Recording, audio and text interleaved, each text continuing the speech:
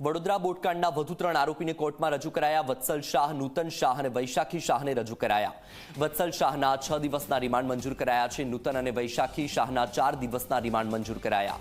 પોલીસે ત્રણેય આરોપીના 14 દિવસના રિમાન્ડની માંગ કરી હતી. મહત્વનું છે કે ન્યૂ સનરાઈઝ સ્કૂલના 12 વિદ્યાર્થીઓ અને 2 શિક્ષકોના હરણી તળાવમાં બોટ પલટી જવાથી મોત થયા હતા. આ મામલે પોલીસે જવાબદાર મોટાભાગના આરોપીઓને દબોચી લીધા હતા, પરંતુ આ ત્રણેય આરોપી પોલીસ પકડથી દૂર હતા. પરંતુ પોલીસે તેમને પકડીને જેલની પાછળ મોકલી આપ્યા છે.